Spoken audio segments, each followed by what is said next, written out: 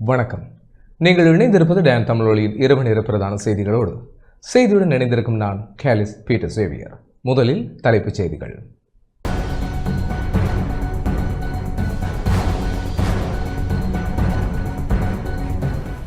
செயலற்று காணப்பட்ட புலனாய்வு பிரிவுகள் மீண்டும் செயல்பட ஆரம்பித்துள்ளதாக அமைச்சர் ஆனந்த விஜயபால தெரிவிப்பு. இலங்கை போக்குவரத்து சபை ஊழியர்களின் பணிப்புறக்கணிப்புக்கு நாமல் ராஜபக்சவே காரணம் என ஊழியர் சங்கம் குற்றச்சாட்டு. யாழ்ப்பாணம் செம்மணி மனித புதைகுழியில் இதுவரை 177 மனித எலும்புக்கூடுகள் அடையாளம். இனிய பாரதியின் சகாவின் வாக்குமூலத்தின் அடிப்படையில் அம்பாறை தம்பலுவில் மயான பகுதியில் அகழ்வு பணி. திருகோணமலை முத்துநகரில் கைது செய்யப்பட்ட விவசாயிகள் எதிர்வரும் 4ஆம் திகதி வரை விளக்கமறியலில். 3.5 கோடி ரூபாவை மோசடி செய்த சந்தேக நபர் ஒருவர் ஹட்டன் போலீசாரால் கைது.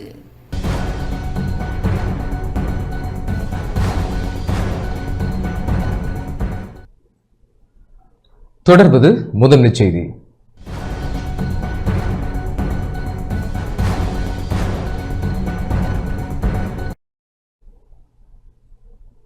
செயலற்று காணப்பட்ட புலனாய்வு பிரிவுகள் மீண்டும் செயல்பட ஆரம்பித்துள்ளதாக பொதுமக்கள் பாதுகாப்பு அமைச்சர் ஆனந்த விஜயபால தெரிவித்துள்ளார். செயலற்று காணப்பட்ட புலனாய்வு பிரிவுகள் மீண்டும் செயல்பட தொடங்கியதன் காரணமாகவே குற்ற கும்பல் உறுப்பினர்கள் இந்தோனேஷியாவில் கைது செய்யப்பட்டதாக பொதுமக்கள் பாதுகாப்பு அமைச்சர் ஆனந்த விஜயபால தெரிவித்துள்ளார். நாட்டில் இடம்பெற்ற பல்வேறு குற்றச் செயல்களின் பின்னணியில் செயல்பட்டதாக கூறப்படும் ஒழுங்கமைக்கப்பட்ட குற்றக்குழுக்களின் உறுப்பினர்கள் சிலர் கைது செய்யப்பட்டனர். கெகல் பத்தர பத்மே, கொமாண்டோ சாலிந்த, பெக்கோ சமன் மற்றும் நிலங்கா உள்ளிட்ட ஒழுங்கமைக்கப்பட்ட குற்றக்குழுவின் உறுப்பினர்கள் கைது செய்யப்பட்டுள்ளனர். இந்த கைது நடவடிக்கையை அடுத்து அரசாங்க தகவல் திணைக்களத்தில் இடம்பெற்ற விசேட செய்தியாளர் சந்திப்பில் கலந்து கொண்டு உரையாற்றிய பொதுமக்கள் பாதுகாப்பு அமைச்சர் ஆனந்த விஜயபால இந்த விடயங்களை குறிப்பிட்டுள்ளார்.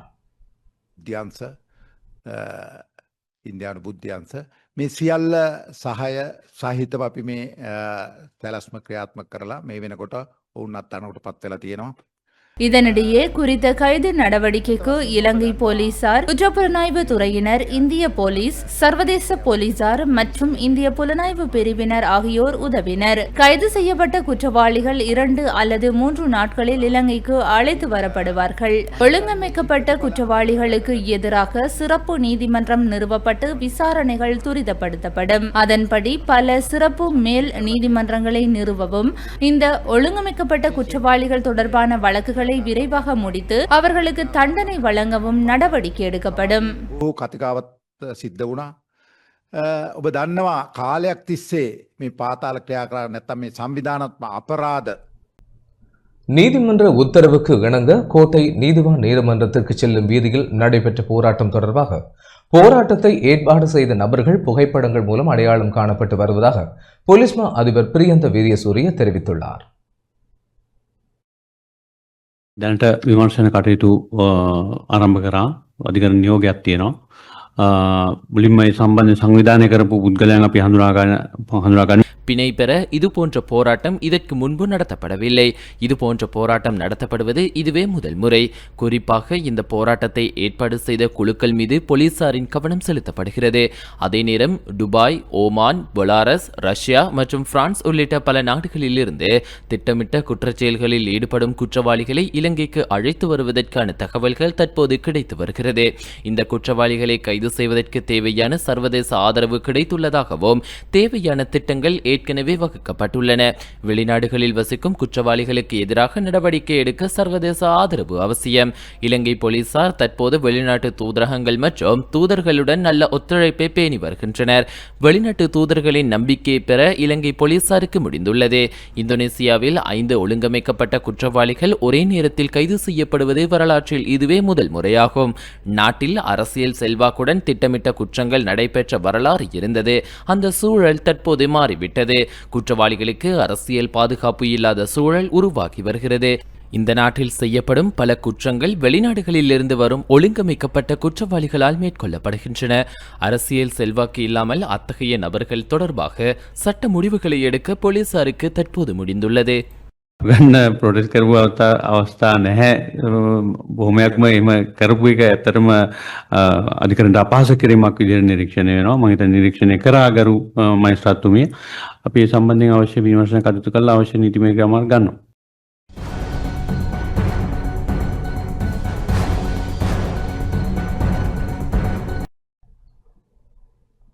ரணிலுக்கு ஆதரவாக கோட்டையில் இடம்பெற்ற போராட்டத்தில் போலீசாரை தாக்கிய சந்தேக நபர் கைது செய்யப்பட்டுள்ளார். கடந்த 26ஆம் தேதி கோட்டை நீதிவான் நீதிமன்றத்துக்கு அருகில் போலீஸ் உத்தியோகத்தர் ஒருவரை போத்தலால் தாக்கிய குற்றச்சாட்டில் சந்தேக நபர் ஒருவரை போலீசார் கைது செய்துள்ளனர். குறித்த சந்தேக நபர் களுத்துறை நகர சபையின் உறுப்பினர் என தெரிவிக்கப்பட்டுள்ளது. அரசு நிதியை முறைகேடாக பயன்படுத்திய குற்றச்சாட்டில் கைது செய்யப்பட்ட முன்னாள் ஜனாதிபதி ரணில் விக்ரமசிங்கே அவர்களுக்கு ஆதரவு தெரிவிக்கும் வகையில் கோட்டை நீதிமன்றம் அருகே போராட்டம் ஒன்று நடைபெற்றது.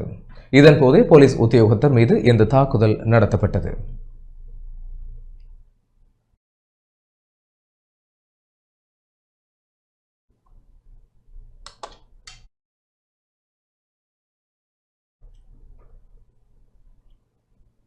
இலங்கை போக்குவரத்து சபை ஊழியர்களின் பணி புறக்கணிப்புக்கு நாமல் ராஜபக்சவே காரணம் என அகில இலங்கை போக்குவரத்து ஊழியர் சங்கம் தெரிவித்துள்ளது. நாடாளுமன்ற உறுப்பினர் நாமல் ராஜபக்சவின் ஆலோசனைக்கு அமையவே இலங்கை போக்குவரத்து சபை பணியாளர்களால் பணிப்புறக்கணிப்பு போராட்டம் முன்னெடுக்கப்படுவதாக அகில இலங்கை போக்குவரத்து ஊழியர் சங்க பிரதான செயலாளர் சேபால லியனகே தெரிவித்துள்ளார். கொழும்பில் இன்று இடம்பெற்ற செய்தியாளர் சந்திப்பில் அவர் இதனை தெரிவித்தார். මේ අනබි භවනීය අභිමානවත් ශ්‍රී ලංකා ගමනාගමන මණ්ඩලය මේ ආණ්ඩුව ආවට පස්සේ මොනතරම් இந்த அரசாங்கம் ஆட்சிக்கு வந்த பின் இலங்கை போக்குவரத்து சபை ஊழியர்களின் அடிப்படை வேதனம் அதிகளவு உயர்த்தப்பட்டது. குறைந்தபட்ச ஊழியர்களுக்கும் 50,000 ரூபாயை விட அதிகமாக வழங்கப்பட்டது. இதுபோன்ற நிலைமை முன்னர் இருந்ததில்லை. அதே சமயம் அரசு ஊழியர்களுக்கு கிடைக்கும் அனைத்து உரிமைகளும் இலங்கை போக்குவரத்து ஊழியர்களுக்கும் வழங்கப்படுகின்றது. அதனை பொறுத்துக் கொள்ள முடியாத எதிர்க்கட்சிகள் ஒன்றிணைந்த பேருந்து பயண நேர அட்டவணையை பயன்படுத்தி பணிப்புறக்கணிப்புகள் ஈடுபட்டுள்ளனர். இந்த தொழிற்சங்க போராட்டத்திற்கு நாமல் ராஜபக்சவே காரணம். நாமல் தொழிற்சங்க தலைவர்களை நெலும் மாவட்டத்திற்கு அழைத்து போராட்டம் செய்யுமாறு ஆலோசனை வழங்கியுள்ளார். நாமல் ராஜபக்ச அவர்களே, இந்த அரசாங்கத்தை மாற்றுவது சுலபம் என்று நினைக்காதீர்கள். உங்கள் வாழ்நாளில் இந்த அரசாங்கத்தை மாற்ற முடியாது. ஏனெனில் இந்த அரசாங்கத்தின் திட்டங்களை மக்கள் ஏற்றுக்கொள்கிறார்கள். මොකද හේතුව මේ ආණ්ඩුව ඉදිරියට ගෙන යන වැඩපිළිවෙලත් එක්ක රටේ ජනතාව අනිවාර්යයෙන්ම ආණ්ඩුව වැළඳ ගන්නවා. கொழும்பு மற்றும் யாழ்ப்பாண மாவட்டங்களில் இணைந்த நேர அட்டவணையில் தனியார் மற்றும் இலங்கை போக்குவரத்து சபை பேருந்துகள் சேவையில் ஈடுபட வேண்டும் என கொண்டுவரப்பட்ட நடவடிக்கைக்கு எதிர்ப்பு தெரிவித்து இன்றைய தினம் இலங்கை போக்குவரத்து சபை ஊழியர்கள் பணி பகிஷ்கரிப்பில் ஈடுபட்டுள்ளனர். இதன் காரணமாக வவுனியா மாவட்டத்திலும் இலங்கை போக்குவரத்து சபைக்கு சொந்தமான பேருந்துகள் சேவையில் ஈடுபடவில்லை. இன்று காலையிலிருந்து சேவையில் ஈடுபடாமையினால் பொதுமக்கள் பலரும் பல்வேறு இன்னல்களுக்கு முகம் கொடுத்திருந்தனர். தனியார் பேருந்துகளில் முண்டியடித்து மக்கள் செல்ல முற்பட்ட போதிலும் போதுமான பேருந்து வசதிகள் காணப்படாமையினால் பலர் தமது பயணத்தை இடைநிறுத்த வேண்டிய நிலைமையில் காணப்பட்டிருந்ததை அவதானிக்க முடிந்ததாக எமது பிராந்திய செய்தியாளர் குறிப்பிட்டுள்ளார்.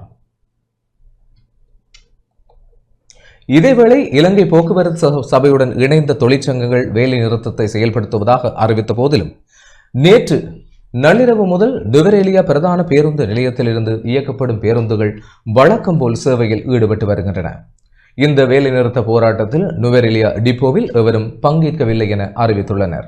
இதனால் பேருந்து சேவை பாதிக்கப்படாது எனவும் வழக்கமான நேர அட்டவணையின் கீழ் அரசு பேருந்துகள் இயக்கப்படும் எனவும் நுவரெலியா போக்குவரத்து சபைக்கு சொந்தமான டிப்போவில் பணியில் ஈடுபடும் அதிகாரி ஒருவர் இன்று தெரிவித்தார். மேலும் எந்தவித இடையூறும் இல்லாமல் வழக்கம் போல சேவை இடம்பெற்று வருகிறது. இதனால் மக்களின் இயல்பு வாழ்க்கை பாதிக்கப்படவில்லை.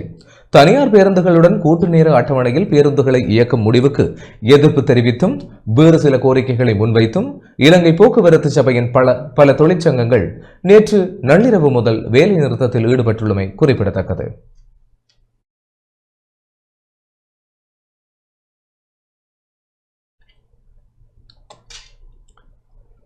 யாழ்ப்பாணம் செம்மணி மனித புதைகுழியில் இதுவரை 177 மனித எலும்புக்கூடுகள் அடையாளம் காணப்பட்டுள்ளன.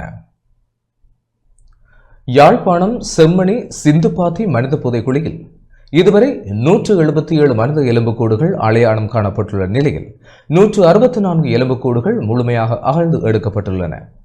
மனித புதைக்குழியின் 2ஆம் கட்ட அகழ்வு பணிகள் 36வது நாள் அகழ்வு பணி யாழ்ப்பாண நீதிவான் நீதிமன்ற நீதிவான் ஏ ஆனந்தராஜாவின் கண்காணிப்பில் மேற்கொள்ளப்பட்டது.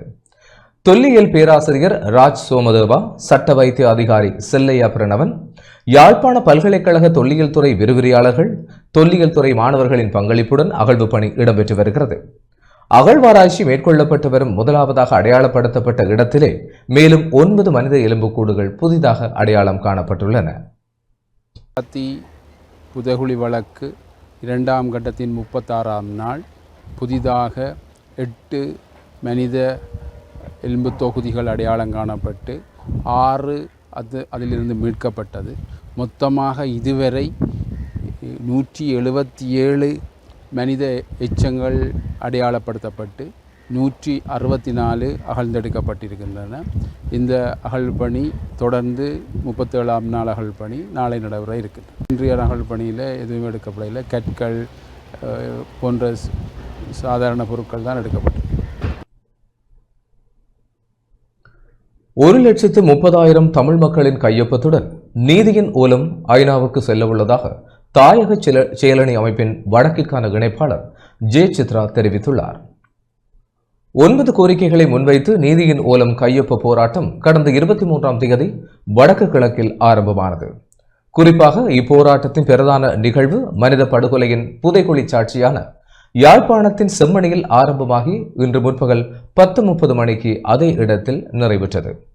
தாயக செயலணி அமைப்பினரால் தமிழின படுகொலைக்கு சர்வதேச நீதிகோரலை வலியுறுத்தி கடந்த 5 நாட்களாக முன்னெடுக்கப்பட்ட நீதியின் ஓலம் எனும் கையொப்ப போராட்டம் இன்றுடன் நிறைவுக்கு வந்தது.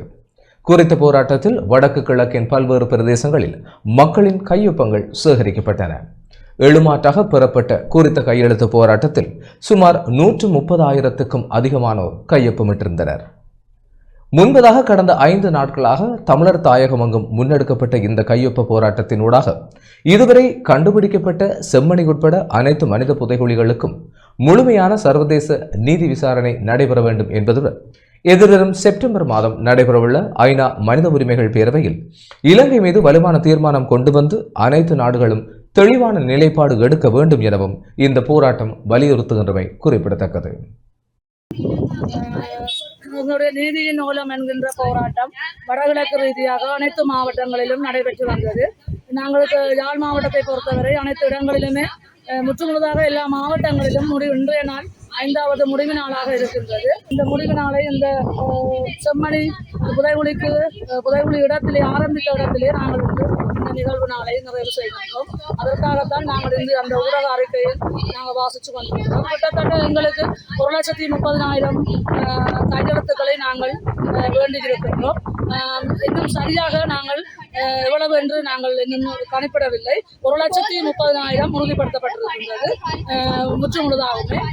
அதற்காக நாங்கள் இன்றைய தினம் அனைத்து மக்களுக்கும் நாங்கள் எங்களோடு ஒத்துழைச்ச தாயக செயலணி உறுப்பினர்கள் மற்றும் மக்கள் எங்களுடைய அந்த பேராதரவு தந்த அனைத்து மாவட்ட மக்களுக்கும் நன்றி சொல்ல கடமைப்பட்டிருக்கின்றோம். எங்களுடைய உரிமைகளுக்காக நீங்கள் உங்களுடைய கையெழுத்துக்களை தந்திருக்கின்றீர்கள். தொடர்ச்சியாக எங்களுடைய தாயக செயலனுடைய பணி வந்து எப்போதுமே மக்களுக்காக இனம் சார்ந்த இன விடுதலைக்கான பயணமாக எப்போதுமே இருக்கும்.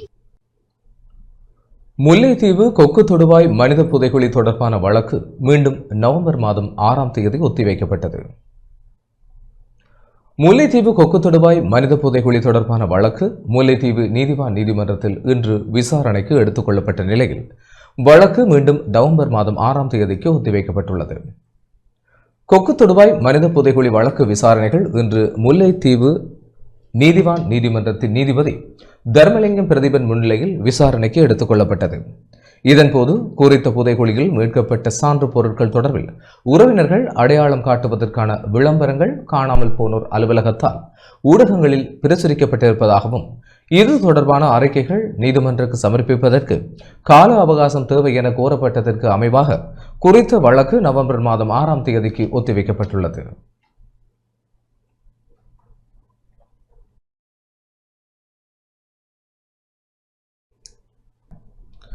இனிய பாரதியின் சகாவின் வாக்குமூலத்தின் அடிப்படையில் அம்பாறை தம்பிலுவில் மயான பகுதியில் அகழ்வு பணிகள் இடம்பெறுகின்றன.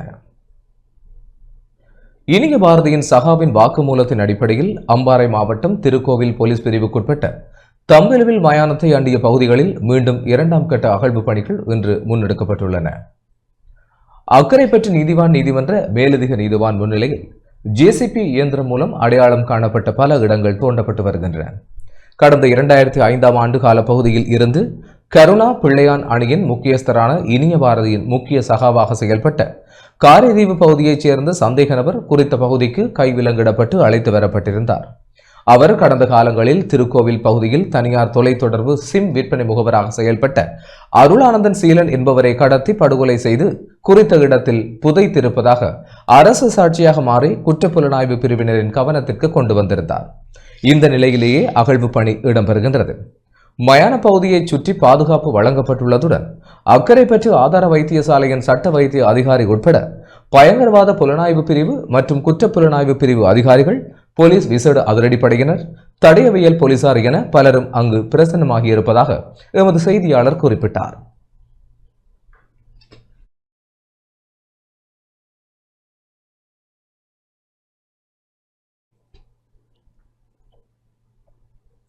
திருகோணமலை முத்துநகரில் கைது செய்யப்பட்ட விவசாயிகளை எதிர்வரும் 4ஆம் தேதி வரை விளக்கமறியலில் வைக்குமாறு உத்தரவிடப்பட்டுள்ளது.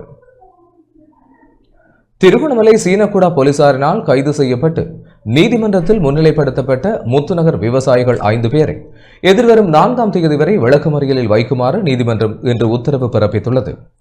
திருகோணமலை முத்துநகர் பகுதியில் இடம்பெற்ற வன்முறை சம்பவம் தொடர்பில் சீனக்குடா போலீசாரினால் நேற்றைய தினம் முத்துநகர் பகுதியைச் சேர்ந்த 6 பேர் சந்தேகத்தின் பேரில் கைது செய்யப்பட்டிருந்தனர். சந்தேக நபர்களை இன்றைய தினம் நீதிமன்றத்தில் முன்னிலைப்படுத்திய போது ஒருவருக்கு பிணை வழங்கப்பட்டதுடன் மிகுதி 5 பேரை எதிர்வரும் 4ஆம் தேதி வரை விளக்கமறியலில் வைக்குமாறு நீதிமன்றம் உத்தரவிட்டுள்ளது. முத்துநகர் விவசாயிகள் விவசாயம் செய்து வந்த காணியில் இந்திய சோலார் நிறுவனம் ஒன்றினால் வேலைகள் இடம்பெற்றுக் கொண்டிருந்த நிலையிலேயே குறித்த வன்முறை சம்பவம் இடம்பெற்றுள்ளது. சம்பவம் இடம்பெற்ற இடத்தில் இலங்கை துறைமுக அதிகார சபையின் ஊழியர்கள் மற்றும் சோலார் நிறுவனத்தினுடைய ஊழியர்கள் இருந்ததாகவும் தெரிய வருகின்றது. முத்துநகர் விவசாயிகள் நீண்ட காலமாக விவசாயம் மேற்கொண்டு வந்த காணிகளில் இருந்து சில விவசாயிகள் அண்மையில் நீதிமன்றத்தின் மூலம் வெளியேற்றப்பட்டிருந்தனர்.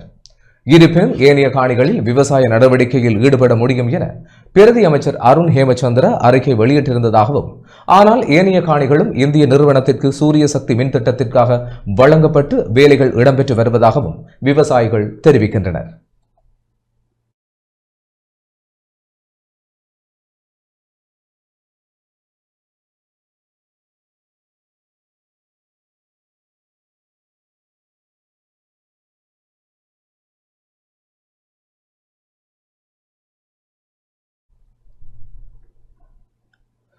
சூழலுக்கு எதிரான செயல்பாட்டை அரசாங்கம் முன்னெடுத்து வருவதாக நாடாளுமன்ற உறுப்பினர் கானா பிரபு தெரிவித்துள்ளார். அரசாங்கம் ஊழலுக்கு எதிராக பாரபட்சமின்றி நடவடிக்கை எடுத்து வருவதாக தேசிய மக்கள் சக்தியின் மட்டக்களப்பு மாவட்ட நாடாளுமன்ற உறுப்பினர் கானா பிரபு தெரிவித்துள்ளார். இன்று களுவாஞ்சிக்குடியில் ஊடகங்களுக்கு கருத்து தெரிவிக்கும் போதே இவ்வாறு குறிப்பிட்டார். தேசிய மக்கள் சக்தி அரசாங்கம் எங்கள் நிதி ஒதுக்கீட்டிலே மட்டக்களப்பு மாவட்டத்திலும் சரி தேசிய ரீதியாகவும் பல வேலை திட்டங்களை நாங்கள் முன்னெடுத்து கொண்டிருக்கின்றோம். அதன் ஒரு கட்டமாகத்தான் இந்த வேலை திட்டம் அமைந்திருக்கின்றது. ஆகவே எதிர்க்கட்சியினர் வாக்குறுதிகள் வழங்கியதாகவும் அந்த வாக்குறுதிகள் நிறைவேற்றவில்லை என்று இன்னும் கூக்குரல் கொண்டு இருக்கின்றார்கள். ஆனாலும் அந்த வாக்குறுதிகளை நிறைவேற்றுகின்ற ஒரு அரசாங்கமாக இந்த தேசிய மக்கள் சக்தி அரசாங்கம் இருக்கின்றது. மக்கள நலன்களையும் அவர்களது பாதுகாப்பையும் அதே நேரம் அவர்களது வாழ்வாதாரத்தை முன்னேற்றும் விதமாக எங்களது வரவு செலவு திட்டம் அமைந்திருந்தது. அந்த வெளிப்பாடு தான் நாங்கள் ஒரு வேலை திட்டம் செய்து கொண்டிருக்கின்றோம். ஆகவே தேசிய மக்கள் சக்தி அரசாங்கம் தொடர்ச்சியாக எங்களது பயணத்தை முன்னோக்கி நடத்தி கொண்டிருக்கின்றோம். மக்களின் ஆதரவு மென்மேலும் எங்களுக்கு அதிகரித்து கொண்டிருக்கின்றது. ஊழல் மோசடியுடன் தொடர்பட்டவர்களை கூட நாங்கள் இப்போது அவர்களுக்கான தண்டனைகளையும் நாங்கள் பாரமின்றி, அதாவது வேறுபாடுகள் இன்றி நாங்கள் தொடர்ச்சியாக அவர்களுக்கான நடவடிக்கை மேற்கொள்ளப்படுகின்றது. ஆகவே வாக்களித்ததை நிறைவேற்றுகின்ற ஒரு அரசாங்கமாக தேசிய மக்கள் சக்தி அரசாங்கம் இருக்கின்றது. கடந்த காலங்களில் வரவு செலவு திட்ட நிதி ஒதுக்கீட்டின் போது முன்னின்ற அரசாங்கங்கள் அந்த வரவு செலவு திட்ட நிதியிலே 70% சரியாக செலவழிக்கப்படுவதில்லை என ஆராய்ச்சி அல்லது சில நிறுவனங்களிலூடாக வெளிப்படுத்தப்பட்டிருந்தது. ஆனால் இந்த வரவு செலவு திட்ட நிதியை நாங்கள் முழுவதுமாக அந்தந்த திட்டங்களுக்காக செலவழித்து அதற்கான வேலைகளையும் நாங்கள் திட்டங்களை நடைமுறைப்படுத்துகின்ற ஒரு அரசாங்கமாக இன்று தேசிய மக்கள் சக்தி அரசாங்கம் அமைந்திருக்கின்ற விடயத்தையும். மன்னார் மாவட்ட கலை பண்பாட்டு பெருவிழா இன்று இடம்பெற்றது. மன்னார் மாவட்ட கலை பண்பாட்டு பெருவிழா மன்னார் நகரசபை மண்டபத்தில் இன்று இடம்பெற்றது. வடக்கு மாகாண கல்வி அமைச்சின் பண்பாட்டு அலுவல்கள் அலகின் அனுசரணையுடன் மன்னார் மாவட்ட செயலகமும் மன்னார் மாவட்ட கலை பண்பாட்டு பேரவையும் இணைந்து நிகழ்வை ஏற்பாடு செய்திருந்தன.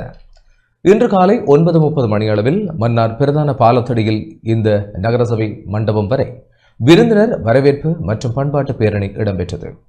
நகரசபை மண்டபத்தில் விருந்தினர்களுக்கு கும்ப ஆரத்தி எடுக்கப்பட்டதோடு தமிழ் தாய்க்கு மாலை அணிவிக்கப்பட்டது. தொடர்ந்து நிகழ்வுகள் ஆரம்பமாகின. சர்வமத தலைவர்கள் முன்னிலையில் மன்னார் மாவட்ட அரசாங்க அதிபர் காவண்ணா கனகேஸ்வரன் தலைமையில் இடம்பெற்ற நிகழ்வில் பிரதம விருந்தினராக வடக்கு மாகாண ஆளுநர் நாவண்ணா வேதநாயகன் பங்கேற்றார். சிறப்பு விருந்தினர்களாக வடக்கு மாகாண பண்பாட்டு அலுவல்கள் அலகு பிரதிப்பணிப்பாளர் திருமதி லாகினி நிறுவனார், மன்னார் மாவட்ட மூத்த சட்டத்தரணி MM சபுர்தீன் ஆகியோர் பங்கேற்றனர். பல்வேறு நிகழ்வுகள் மன்னார், நானாட்டான், முசலி, மாந்தை மேற்கு மற்றும் மடு ஆகிய பிரதேச செயலகங்கள் ஊடாக அரங்கேற்றப்பட்டன. மண்ணெழில் நூல் விருந்தினர்களால் வைபவ ரீதியாக வெளியீடு செய்து வைக்கப்பட்டது. இதன்போது மன்னார், நானாட்டான், முசலி, மாந்தை மேற்கு மற்றும் மடு ஆகிய 5 பிரதேச செயலக பிரிவுகளில் இருந்து தெரிவு செய்யப்பட்ட கலைஞர்கள் கௌரவிக்கப்பட்டனர். இந்த நிகழ்வில் துணைக்கள அதிகாரிகள், பணியாளர்கள், கலைஞர்கள் உட்பட பலர் பங்கேற்றனர்.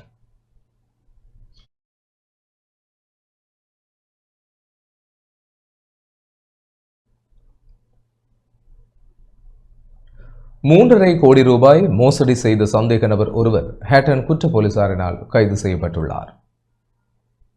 வெளிநாட்டில் வேலைவாய்ப்பு பெற்றுத் தருவதாக கூறி $3.5 கோடி பண மோசடி செய்த குற்றச்சாட்டின் பேரில் சந்தேக நபர் ஒருவர் ஹேட்டன் குற்ற தடுப்பு போலீசாரினால் கைது செய்யப்பட்டுள்ளதாக போலீஸ் வலயத்திற்கு பொறுப்பான போலீஸ் அதிகாரி பிரசாத் வீரசேகர தெரிவித்துள்ளார். இது தொடர்பில் மேலும் தெரிய வருவதாவது: துபாய் நாட்டில் உணவக உதவியாளர் வீட்டு பணிப்பெண்களுக்கான வேலைவாய்ப்பினை பெற்றுத் தருவதாக கூறி தலா ஒவ்வொருவரிடமும் தலா 12 லட்சம் ரூபாய் முதல் 15 லட்சம் ரூபாய் வரையில் பெற்றுள்ளதாக குற்றம் சாட்டப்பட்டுள்ளது. இக்குற்றச் சம்பவம் தொடர்பாக ஹேட்டன் போலீஸ் நிலையத்திலும் ஹேட்டன் போலீஸ் அதிகாரியின் காரியாலயத்திலும் சுமார் 49 முறைப்பாடுகள் பதிவாகியுள்ளதாகவும் போலீசார் தெரிவித்தனர். பாதிக்கப்பட்டவர்களிடமிருந்து சுமார் $3.5 கோடி பணத்தை குறித்த சந்தேக நபர் பெற்றுள்ளதாக போலீசாரின் ஆரம்பகட்ட விசாரணைகளில் இருந்து தெரிய வந்துள்ளது. குறித்த சந்தேக நபர் 12 பேரை துபாய் நாட்டுக்கு அனுப்புவதாக கூறி கொழும்பு கட்டுநாயக்க விமான நிலையத்திற்கு அவர்கள் வருகை தந்த பின் திரும்பி அனுப்பிய சம்பவங்களும் இடம்பெற்றுள்ளதாக பாதிக்கப்பட்டவர்கள் இதன்போது தெரிவித்தனர். இந்த சம்பவத்தில் பாதிக்கப்பட்ட 49 பேரும் ஹேட்டன் போலீஸ் வலயத்திற்கு பொறுப்பான போலீஸ் அதிகாரி பிரசாத் வீரசேகரவை சந்தித்து இது குறித்து தமது மனக்குமரல்களை தெரிவித்துள்ளனர். இதற்கு பதில் வழங்கிய போலீஸ் அதிகாரி பதிவு செய்யப்பட்டுள்ள சகல முறைப்பாடுகளுக்கும் உரிய தீர்வு வழங்கப்படும், மேலும் இது குறித்து எவரும் அச்சமடைய தேவையில்லை, குறித்த சந்தேக நபரை கைது செய்து ஹேட்டன் நீதிமன்றத்தில் முன்னிலைப்படுத்துவதற்கான நடவடிக்கை மேற்கொள்ளப்பட்டுள்ளதாக தெரிவித்ததுடன் இது தொடர்பில் மேலதிக விசாரணைகள் இடம்பெற்று வருவதாகவும் போலீசார் மேலும் தெரிவித்தனர்.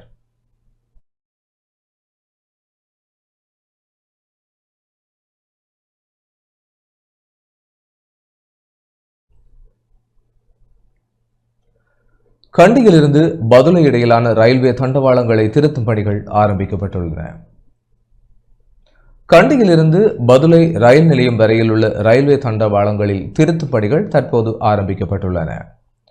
மலையக ரயில் பாதையில் உள்ள தேய்ந்து போன தண்டவாளங்களை மாற்றி புதிய தண்டவாளங்களை பொருத்தும் பணிகளை ரயில்வே துறையின் வீதி பராமரிப்பு பிரிவு தற்போது ஆரம்பித்துள்ளது. குறித்த ரயில் பாதையில் உள்ள தண்டவாளங்களை 1960ஆம் ஆண்டு கால பகுதிகளில் அமைக்கப்பட்டதாகவும் தற்போது உராய்வு இல்லத்திருக்கின்றமையினால் திருத்தும் பணிகள் இடம்பெற்று வருவதாகவும் ரயில்வே திணைக்களம் தெரிவித்துள்ளது. தற்போது 225 அடி நீளம் கொண்ட புதிதாக தயாரிக்கப்பட்ட தண்டவாளங்கள் மாற்றப்பட்டுள்ளதாக சுட்டிக்காட்டப்பட்டுள்ளது.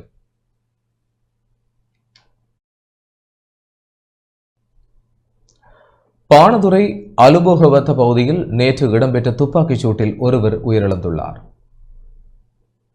பாணதுரை அலுபோகவத்த பகுதியில் நேற்று இரவு இடம்பெற்ற துப்பாக்கிச் சூட்டில் ஒருவர் உயிரிழந்துள்ளதாக போலீஸ் ஊடக பேச்சாளர் உதவி போலீஸ் அத்தியட்சகர் சட்டத்தரணி FU வுட்லர் தெரிவித்துள்ளார். வீடொன்றில் இருந்த நபர் ஒருவரை இலக்கு வைத்து மோட்டார் சைக்கிளில் பிரவேசித்த இருவர் இந்த துப்பாக்கிச் சூட்டை நடத்திவிட்டு தப்பிச் சென்றுள்ளதாக அவர் குறிப்பிட்டுள்ளார்.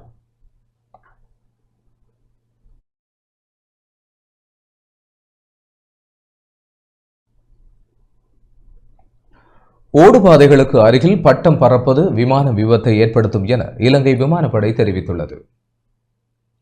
பட்டங்களை பறக்க விடுவதால் விமான நடவடிக்கைகளுக்கு ஏற்படக்கூடிய ஆபத்துகள் குறித்து இலங்கை விமானப்படை பொதுமக்களுக்கு எச்சரிக்கை விடுத்துள்ளது.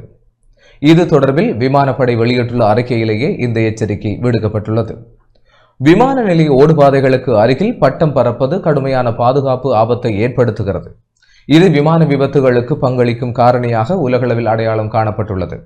இத்தகைய செயல்பாடு விமான நடவடிக்கைகளை நேரடியாக தடுப்பதோடு பயணிகள் மற்றும் பணியாளர்கள் இருவருக்கும் ஆபத்து விளைவிக்கிறது. இதற்கமைய கட்டுநாயக்க ரத்மலானை ஹிங்குராங்குட சீனகுடா பலாலி கட்டுகுருந்த கொக்கல வவுனியா வீரவில மற்றும் மத்தள ஆகியவற்றை சுற்றியுள்ள பகுதிகளில் பட்டங்கள் பறப்பது மிகவும் ஆபத்தானது என அறிவிக்கப்பட்டுள்ளது.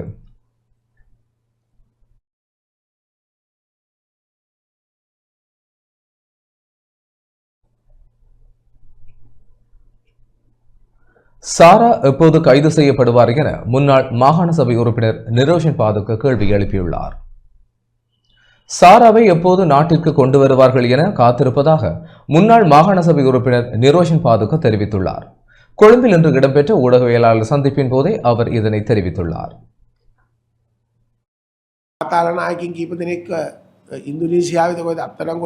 இந்தோனேஷியாவில் திட்டமிட்ட குற்ற செயல்களுடன் தொடர்புடையவர்கள் கைது செய்யப்பட்டுள்ளனர். இது வரலாற்றில் முதற் தடவையான விடயமல்ல. மாறாக முன்னரும் மாக்கந்துரை மதுஷ் உள்ளிட்டவர்கள் கைது செய்யப்பட்டுள்ளனர். ஆனால் பிரச்சினை என்னவெனில் கனிமுள்ள சஞ்சீவவுக்கும் மாக்கந்துர மதுஷ் போன்றோருக்கும் இடம்பெற்றதை போன்ற விடயம் ஏற்படாது பார்த்துக் கொள்ள வேண்டும். அதே நேரத்தில் அவர்கள் கைது செய்யப்பட்டமையை போன்று செவ்வந்தி எப்போது கைது செய்யப்படுவார் என்பதை நாங்கள் அவதானித்துக் கொண்டுள்ளோம். அதேபோல் நமது சுகாதார அமைச்சரை இந்தியாவுக்கு சென்று சாராவை கைது செய்து இலங்கைக்கு கொண்டு வந்து ஒப்படைக்கப் போவது எப்போது என்று நாங்கள் பார்த்துக் கொண்டுள்ளோம். காரணம் சாரா தப்பி சென்றதாக தெரிவித்தனர். ஆகவே அந்த தப்பிச் சென்ற சாரா திரும்ப கொண்டு வரப்பட வேண்டும். அதேவேளை போலீஸ் மா அதிபரை மாற்றிய விடயத்தின் கௌரவம் ஐக்கிய மக்கள் சக்தியினரையே சாரும். පොලිසියම් ජයග්‍රහණයක් කරන් තියෙනවා නම් පාතාලේ ඇල්ලීම් පිළිබඳව ඒකේ ගෞරවයත් සජබෙට එන්න ඕනේ. சுற்றுலா பயணிகளின் வருகை அதிகரித்துள்ளதாக சுற்றுலா அபிவிருத்தி அதிகார சபை தெரிவித்துள்ளது. நடப்பாண்டில் இதுவரை 1,53,05,054 சுற்றுலா பயணிகள் வருகை தந்துள்ளதாக சுற்றுலா அபிவிருத்தி அதிகார சபை தெரிவித்துள்ளது. அதன்படி இந்த மாதம் இதுவரை 1,66,766 சுற்றுலா பயணிகள் நாட்டிற்கு வருகை தந்துள்ளதுடன் அவர்களில் 38,456 சுற்றுலா பயணிகள் இந்தியாவிலிருந்து வந்துள்ளனர். பிரித்தானியா, இத்தாலி, ஜெர்மனி மற்றும் சீனாவிலிருந்து அதிக எண்ணிக்கையிலான சுற்றுலா பயணிகள் நாட்டிற்கு வந்துள்ளமை குறிப்பிடத்தக்கது.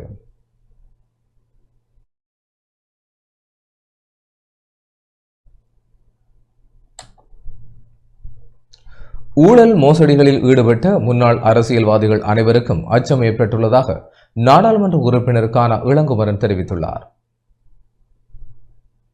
ஊழல் மோசடிகளில் ஈடுபட்ட முன்னாள் அரசியல்வாதிகள் அனைவருக்கும் அச்சம் ஏற்பட்டுள்ளதாகவும் நீதித்துறை சுயாதீனமாக இயங்குவதாகவும் தேசிய மக்கள் சக்தியின் யாழ்ப்பாண மாவட்ட நாடாளுமன்ற உறுப்பினர் கானா இளங்குமரன் தெரிவித்துள்ளார். இன்று யாழ்ப்பாணத்தில் உள்ள கட்சி அலுவலகத்தில் ஊடக சந்திப்பை நடத்திய வேளை இவ்வாறு குறிப்பிட்டார். நாட்டின் ஒட்டுமொத்த மக்களும் அன்ரோ திசாநாயக்கா ஜனாதிபதி அவர்களுக்கு வாக்களித்திருக்கிறார்கள். பாராளுமன்ற தேர்தலில் நம்பிக்கை அவர்கள் நாங்கள் சொல்லியிருந்தோம் ஊழல்களுக்கு எதிராக கண்டிப்பாக தண்டனை இருக்கிறது. எங்களுக்கு தெரியும் பெரிய குற்றங்கள் எல்லாம் எவ்வாறு அவர்களது அந்த தொடர்புகளை மறைமுகமாக செய்திருப்பார்கள் என்று. ஆனால் அது விசாரணையின் ஊடாக எதிர்வரும் காலத்தில் அதற்கான ஆதாரங்களையும் அம்பலப்படுத்தி கொண்டு கை செய்வோம் என்று திடமான அவர்களுக்கும் தெரிந்துவிட்டது. அனைத்து ஜனாதிபதிகளுக்கும் தெரியும், முன்னாள் பாராளுமன்ற உறுப்பினர்களுக்கும் தெரியும், மனோகர் கணேசனுக்கும் தெரியும். அந்த பாய்ச்சல் என்பது அனைவருக்கும் சமம் என்று இன்று கூறுகின்றோம். அதே முறை நீதித்துறையை சுயமாக இயங்க விட்டிருக்கோம். அதனால் என்ன நடக்கும்? ஊழல் செய்தவர்கள் எல்லோருக்கும் இன்றைக்கு பயப்பீதி ஏற்பட்டிருக்கிறது.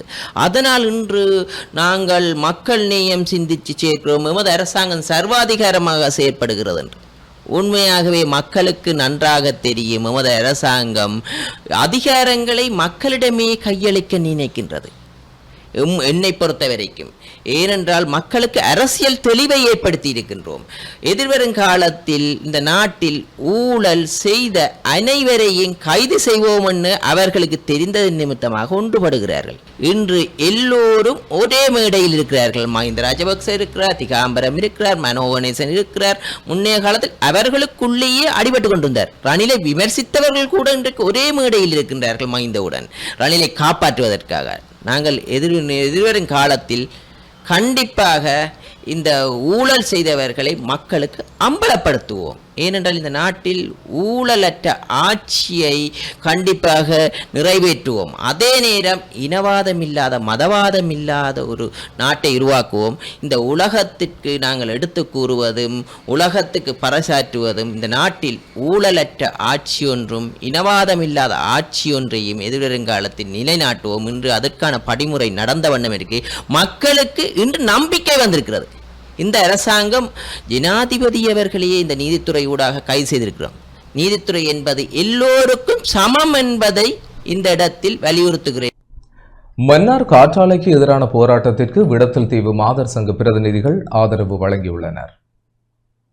மன்னாரில் காற்றாலை கோபுரங்கள் அமைத்தல் மற்றும் கனிய மணல் அகழ்வுக்கு எதிராக முன்னெடுக்கப்பட்டு வரும் கவனஈர்ப்பு போராட்டம் இன்று 26வது நாளாக தொடர்கின்றது.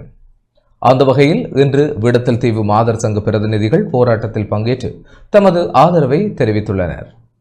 மன்னார் நகர சுற்றுவட்ட பகுதியில் இடம்பெற்று வரும் போராட்டத்தில் மக்கள் பல்வேறு வாசகங்கள் எழுதப்பட்ட பதாதைகளை ஏந்தியவாறு கோஷங்களை எழுப்பியவாறு எதிர்ப்பை பதிவு செய்தனர். காற்றாலை திட்டத்தினால் எங்கள் மக்கள் எதிர்கொள்கின்ற ஒவ்வொரு பிரச்சனைகளும் எங்களுக்கு தெரியும். நாளாந்தம் நாங்கள் அன்றாட வாழ்க்கையிலே இதன் எதிரான சக்திகளை நாங்கள் எங்கள் வாழ்க்கையிலே அனுபவித்துக் கொண்டிருக்கிறோம். இன்றைக்கு முற்றாக கடல் வளம் முற்றாக தடை செய்யப்பட்டிருக்கின்றன. கடல் உயிரினங்கள் அழிக்கப்படுகின்றன.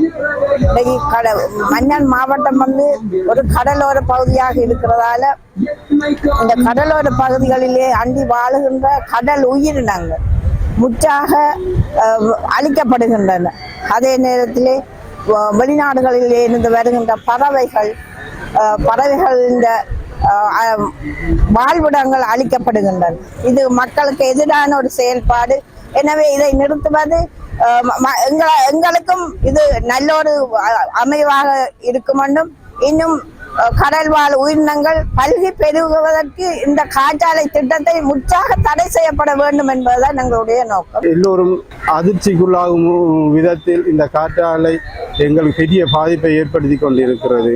எனவே இந்த திட்டத்தை உடனடியாக நிறுத்தி எங்கள் வாழ்வுக்கும் முழு ஆதாரமாக இருந்து செயல்பட வேண்டும். எங்களுக்கு விளங்குது இந்த இப்ப நாளடைவில் இந்த மன்னார் மாவட்டம் இருக்கும், மன்னார் தீவு இருக்குமோன்ற சந்தேகம் எங்களுக்கு உண்மையாகவே எழுந்து கண்டிருக்கு. இது சம்பந்தமான ஆர்ப்பாட்டங்கள் தொடர்ந்து இன்றைக்கு 26வது நாளா இது நடந்து கண்டிருக்கு.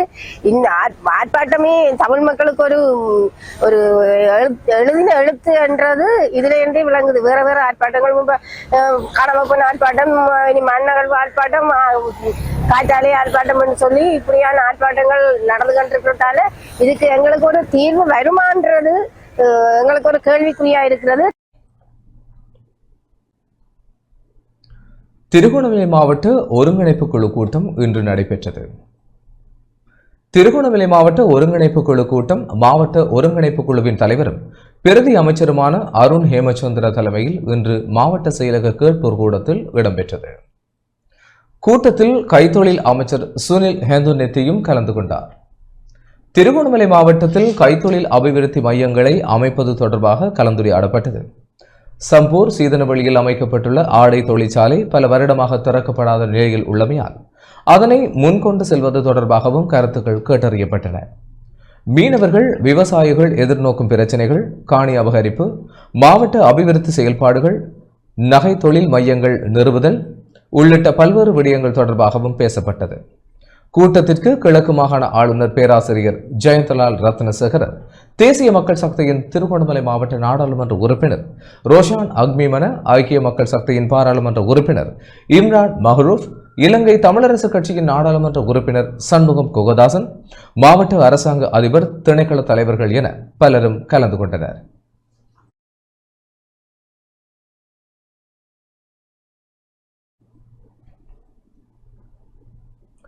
மட்டக்களப்பு களுவாஞ்சிக்குடி பிரதேச செயலக பிரிவில் கடற்கரை பூங்காக்களை அமைக்கும் வேலை திட்டம் ஆரம்பித்து வைக்கப்பட்டது.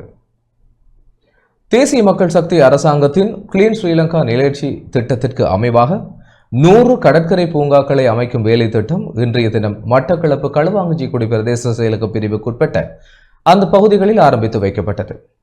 கழுதாவளை மற்றும் ஓத்தாச்சிமடம் ஆகிய பகுதிகளில் அமைக்கப்படவுள்ள பூங்காக்களுக்கான அடிக்கல் நாட்டும் நிகழ்வு இன்றைய தினம் நடைபெற்றது. ஓந்தாச்சிமடம் கடற்கரை பகுதியில் அமைக்கப்பட்ட இருக்கைகள் மக்கள் பாவனைக்காக இன்றைய தினம் திறந்து வைக்கப்பட்டதனை தொடர்ந்து பூங்காவுக்கான அடிக்கல் நாட்டப்பட்டது. நாடளாவிய ரீதியில் முன்னெடுக்கப்பட்டு வரும் இவ்வேலை திட்டத்திற்கு ஒரு பூங்காவிற்கு 1.8 மில்லியன் ரூபாய் செலவிடப்படுகிறது. மட்டக்களப்பு மாவட்ட பாராளுமன்ற உறுப்பினர் கந்தசாமி பிரபு, களுவாஞ்சிக்குடி பிரதேச செயலாளர் ஊனா உதயஸ்ரீதர், திணைக்கள அதிகாரிகள், கிராம அபிவிருத்தி சங்க உறுப்பினர்கள், வட்டார தலைவர்கள், பொதுமக்கள் என பலரும் நிகழ்வில் கலந்து கொண்டிருந்தனர்.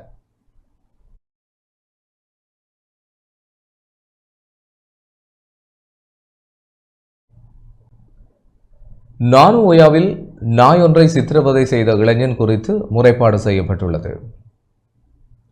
நானுஓயா எடின்புரோ தோட்டத்தில் நாய் ஒன்றின் மீது மேற்கொள்ளப்பட்ட சித்திரவதை தொடர்பில் நேற்று புதன்கிழமை நானுஓயா போலீஸ் நிலையத்தில் முறைப்பாடு ஒன்று பதிவு செய்யப்பட்டுள்ளது. வளர்ப்பு நாய் ஒன்றினை கொடூரமாக தடியில் துரத்தி தாக்கி நடுவீதியில் தரதரவென இழுத்து பின்னர் ஆற்றில் வீசிய காணொளி ஒன்று சமூக வலைதளங்களில் பகிரப்பட்டு வந்தது. அதனைத் தொடர்ந்து நாயினை வளர்த்து வந்தவர்கள் சம்பந்தப்பட்டவர்கள் மீது போலீஸ் நிலையத்தில் முறைப்பாடு ஒன்றினை பதிவு செய்துள்ளனர்.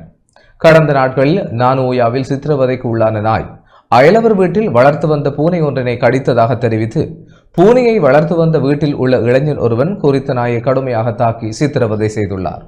இதன் பின்னர் கிடைக்கப்பெற்ற காணொளியை அடிப்படையாக கொண்டு போலீஸ் நிலையத்தில் நாயை வளர்த்தவர்கள் முறைப்பாடு செய்துள்ளனர். அதன் பின்னர் பூனையை கடித்ததன் காரணமாகவே நாயினை அடித்ததாக சம்பந்தப்பட்ட இளைஞனும் முறைப்பாடொன்றை பதிவு செய்ததாக போலீசார் தெரிவித்தனர். இதன் அடிப்படையில் மேலதிக விசாரணைகளை நானுஓயா போலீசார் மேற்கொண்டு சித்திரவதை செய்த நாய் தற்போது கால் ஒன்று உடைந்திருக்கிறது எனவும் சிகிச்சை அளிக்க தேவையான பணம் உள்ளிட்ட அனைத்து உதவிகளையும் நாயின் உரிமையாளருக்கு வழங்க வேண்டும் எனவும் கூறியுள்ளனர். எவ்வாறாயினும் நாயினை சித்திரவதை செய்யும் காணொளி தற்போது சமூக வலைதளங்களில் பரவலாக பரவி வரும் நிலையில் நாயை தாக்கிய இளைஞன் மீது நடவடிக்கை எடுக்க வேண்டும் என பலரும் கோரிக்கை விடுத்து வருகின்றனர்.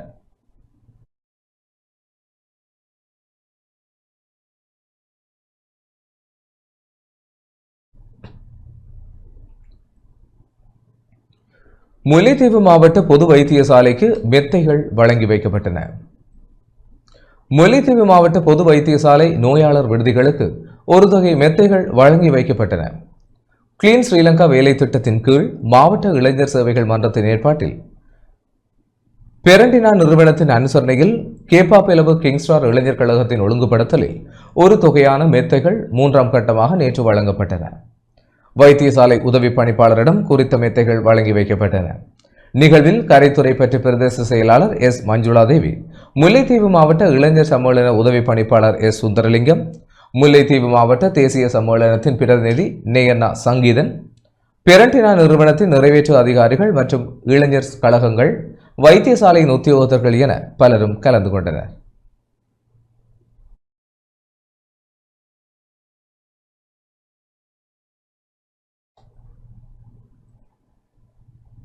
ஹட்டன் குப்பைகள் நிறைந்த நகரமாக உள்ளது என நாடாளுமன்ற உறுப்பினர் அர்ச்சுனா தெரிவித்துள்ளார். மலையகத்தை பிரதிநிதித்துவப்படுத்தும் அரசியல்வாதிகள் அந்த மக்கள் மீதான கரிசனை குறைவாக காணப்படுவதாக யாழ்ப்பாண மாவட்ட நாடாளுமன்ற உறுப்பினர் அர்ச்சுனா தெரிவித்துள்ளார். கொழும்பில் ஊடகவியலாளர்களுக்கு கருத்து தெரிவிக்கும் போதே அவர் இவ்வாறு தெரிவித்துள்ளார். நேற்று மலையகத்துக்கு போனான். நான் ஹேட்டனில் 3-4 வருஷம் இருந்தேன். நான் படிப்பிச்சேன். நான் அங்கே இருந்து கார்டியாலஜிஸ்டாக ஃபஸ்ட்டாக நான் 3 பாடம் படிப்பிச்சு அனுப்பியிருக்கிறேன். என்னென்றால் மலையகத்தை பொறுத்த வரைக்கும் நான் ஹட்டன் 2006-7 இருந்த விட பயங்கர மோசமாக இப்போ குப்பையாக இருக்குது ஹட்டன். அது இவர்கள் யாருமே போய் பார்க்குற மாதிரி இல்லை. மலையகத்தில் இருக்கிற பாராளுமன்ற உறுப்பினர்கள் பாராளுமன்றத்தில் மலைய மக்களுடைய பிரச்சனைகளை கதைக்கிற மாதிரியும் தெரியலை.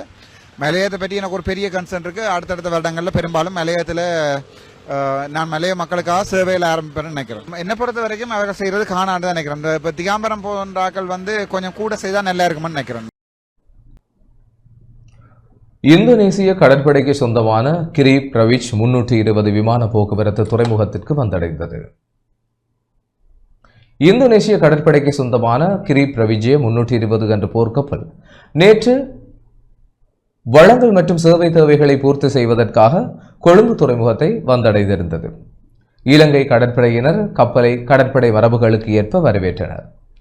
கொழும்பு துறைமுகத்தை வந்தடைந்த பிரிகேட் MPCS என்ற கிரி பிரவிஜிய 320 போர்க்கப்பலின் கட்டளை அதிகாரியாக கமாண்டர் ஜான் டேவிட் நலசக்தி கடமையாற்றுகிறார். இந்த போர்க்கப்பல் நாட்டில் தங்கியிருக்கும் காலத்தில் கொழும்பு பகுதியில் உள்ள சுற்றுலா தலங்களை பார்வையிடுவதுடன் வளங்கள் மற்றும் சேவை தேவைகளை பூர்த்தி செய்து நாளை மறுதினம் நாட்டில் இருந்து புறப்பட உள்ளதாக தெரிவிக்கப்படுகிறது.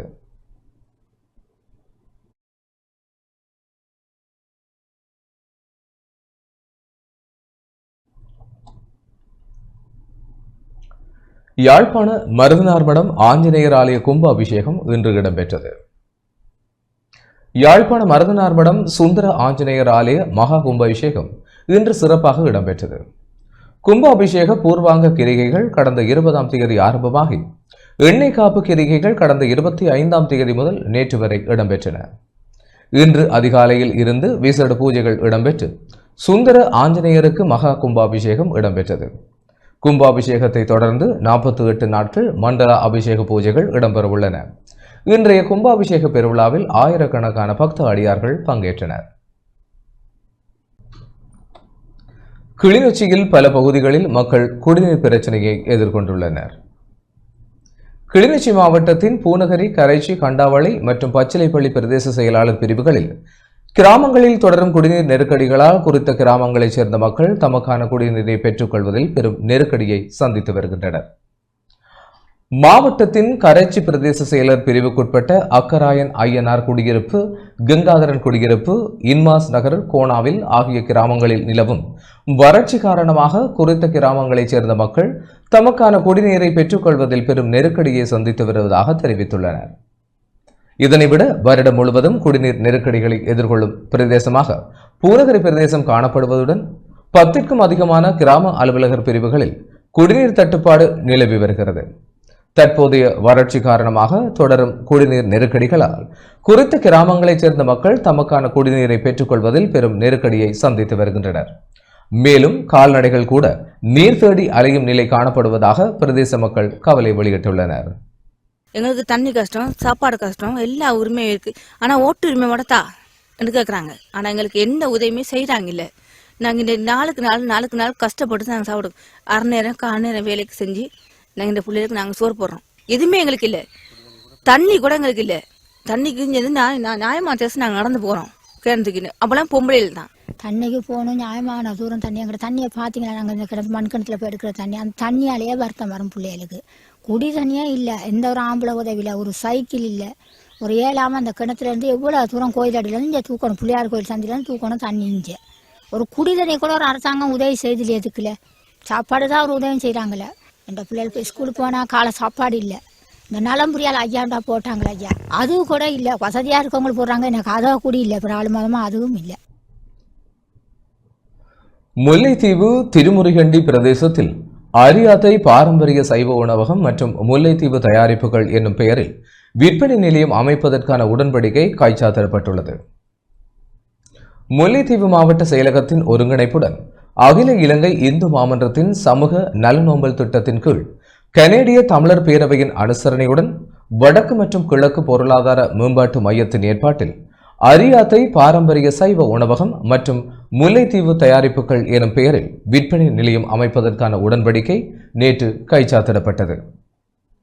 மாவட்டத்தில் அமைந்துள்ள புனித பிரதேசமான திருமுருகன்றி பிரதேசத்தில் பொதுமக்கள் மற்றும் பக்தர்கள் நலன் கருதியும் பெண் தலைமைத்துவ குடும்பங்கள் மற்றும் பொருளாதாரத்தில் நலிவுற்ற குடும்பங்களின் வாழ்வாதாரத்தை மேம்படுத்தும் நோக்கிலும் இந்து மாமன்ற வன்னி அலுவலகத்தில் அமைந்துள்ள உணவக கட்டடத்தில் அரியாத்தை பாரம்பரிய சைவ உணவகம் எனும் பெயரில் தமிழர் பாரம்பரிய உயர்தரமான சைவ உணவகம் மற்றும் முல்லைத்தீவு தயாரிப்பு என்னும் பெயரில் முல்லைத்தீவு உட்பட வடக்கு பிரதேச உள்ளூர் உற்பத்தியாளர்களை ஊக்குவித்து சந்தை வாய்ப்பை ஏற்படுத்தும் நோக்கில் குறித்த உடன்படிக்கை கைச்சாத்திடப்பட்டது.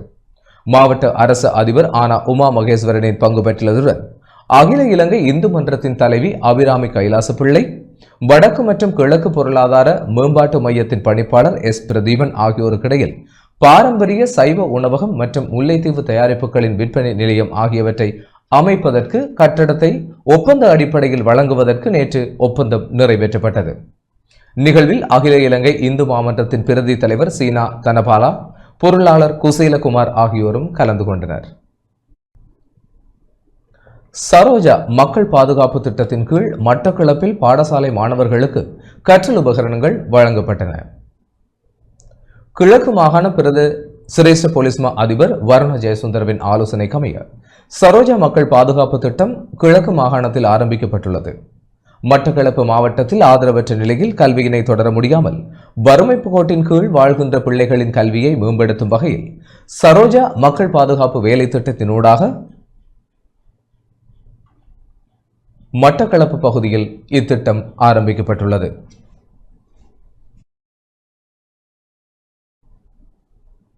இத்துடன் டான் தமிழொலியின் இரவு நேர பிரதான செய்திகள் நிறைவடைகின்றன.